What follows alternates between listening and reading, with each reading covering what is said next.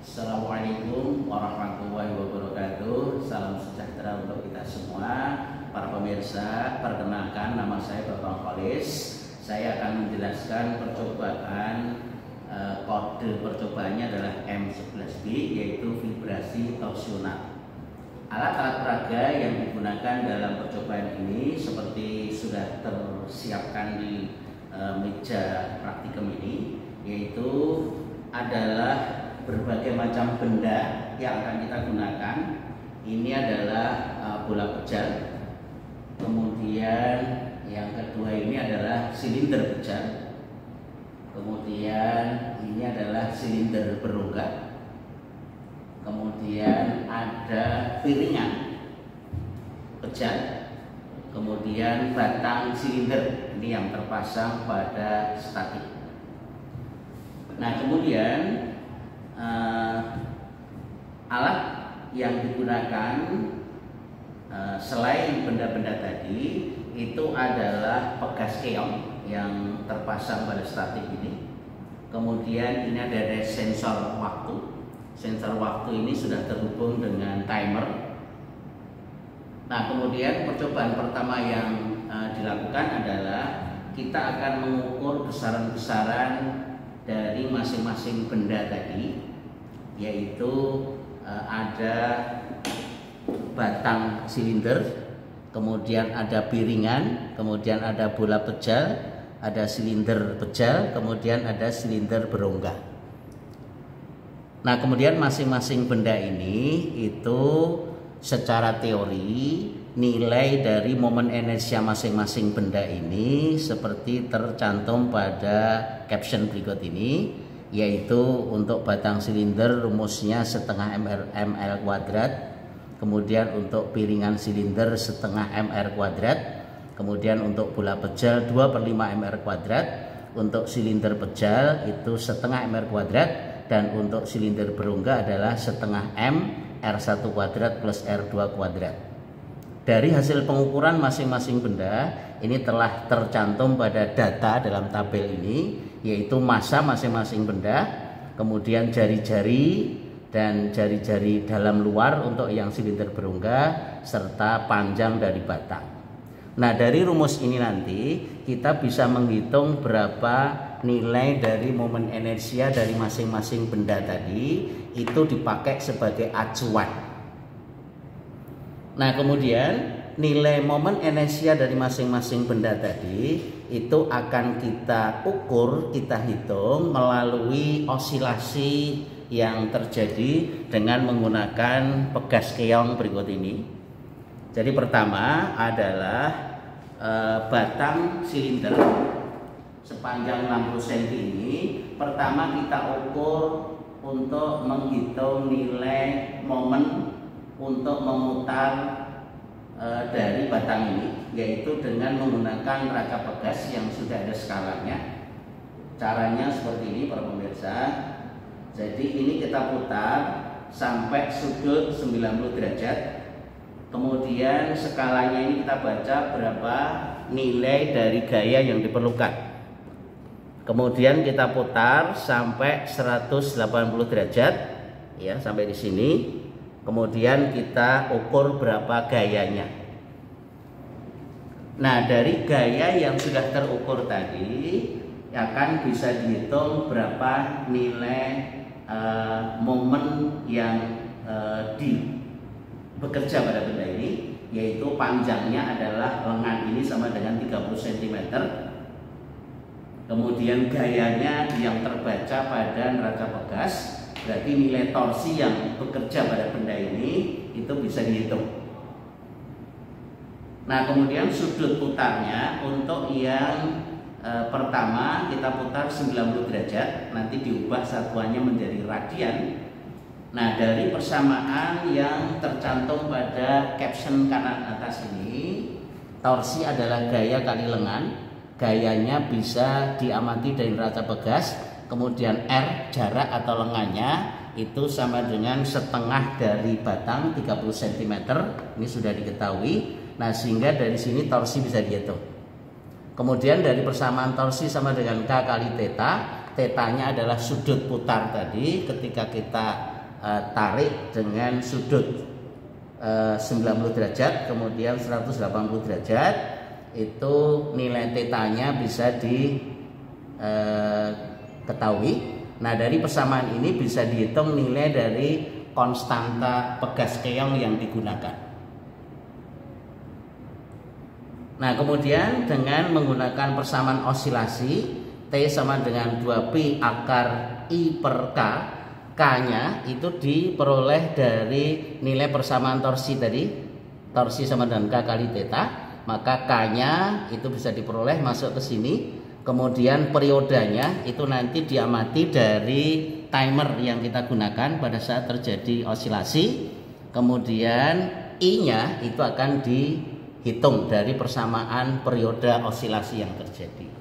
Nah, dari nilai periode yang kita peroleh dari percobaan itu nanti kita bandingkan dengan nilai hasil perhitungan teoritis dari persamaan-persamaan yang ada ini dan nilai besaran yang sudah diukur. Nah, kemudian kita bandingkan masing-masing benda, itu kita hitung berapa persen perbedaan nilai momen inersianya dari percobaan ayunan torsi yang dilakukan dengan nilai acuan, yaitu momen inersia dari persamaan masing-masing benda kerja yang digunakan. Para pemirsa, kita akan coba praktekkan untuk melakukan osilasi. Jadi ini sudah kita set. Pertama untuk batang seperti ini. Jadi untuk batang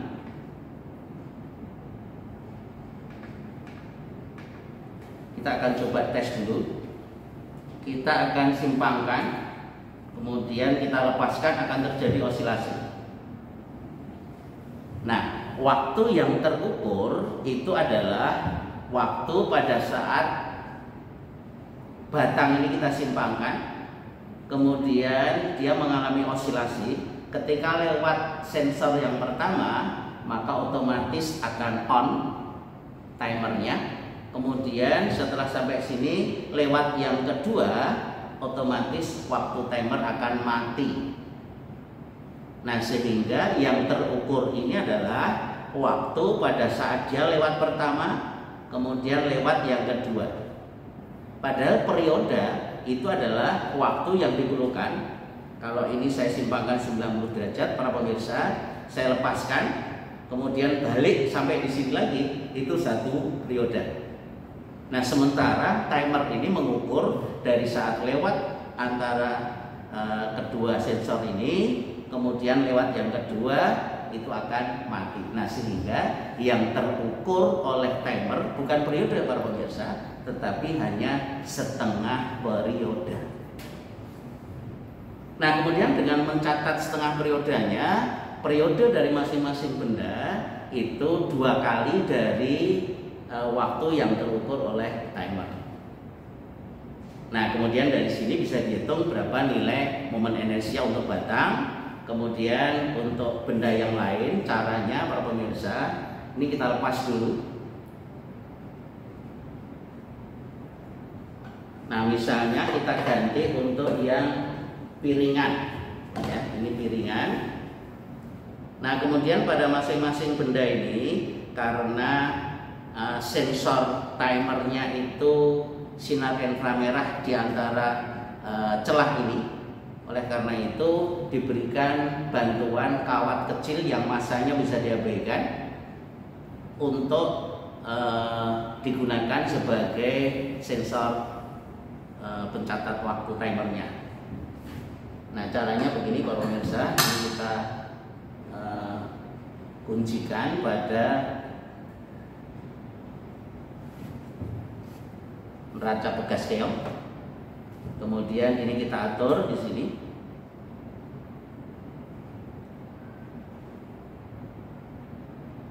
Nah, kemudian timernya kita reset dulu. Nah, kemudian benda ini itu kita putar 90 derajat. Kemudian kita lepas.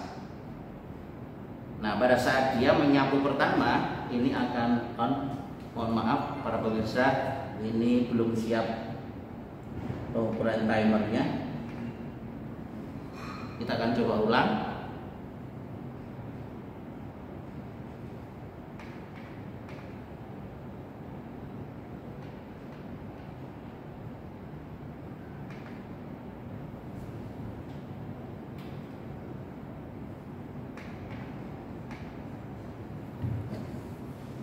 Nah, kemudian dari hasil pengukuran ini itu bisa dihitung berapa nilai periodenya. Kita lihat ya, Pak pemirsa, ini saya set ulang lagi dulu karena timernya jalan sendiri.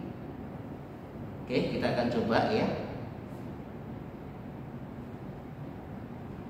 Nah, ini adalah waktu yang terukur setengah periode untuk piringan. Nah, kemudian agar percobaan yang kita lakukan itu bisa akurat, oleh karena itu nanti untuk arah putar osilasinya itu yang pertama searah dengan arah jarum jam, kita putar ke sini. Ini namanya clockwise, searah jarum jam. Kemudian yang kedua berlawanan arah jarum jam, kita putarnya ke sana, kemudian kita lepas. Nah, kemudian nilai yang terukur kita rata-ratakan untuk menghitung berapa periodenya.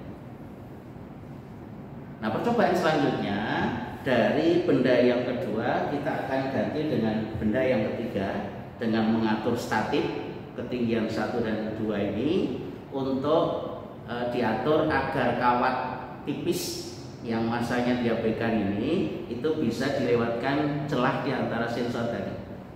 Kemudian kita ganti dengan cara yang sama menggunakan silinder pecah. Kemudian berikutnya menggunakan benda yang bentuknya silinder berrongga. Nah, dari masing-masing benda nanti kita hitung berapa periodenya. Dari periode yang diukur kita akan tentukan nilai momen inersia dari masing-masing benda dan kita bandingkan dengan nilai acuan menggunakan persamaan dari masing-masing benda tadi setelah kita tahu ukuran dari masing-masing benda. Kemudian kita hitung berapa persen perbedaannya. Demikian kira-kira gambarannya Pak pemirsa, percobaan M11B vibrasi torsional yang tujuannya adalah menentukan momen inersia dari masing-masing benda bejal yang sudah disiapkan di meja praktikum. Demikian, terima kasih atas perhatiannya. Mudah-mudahan bisa dipahami. Terima kasih. Assalamualaikum warahmatullahi wabarakatuh.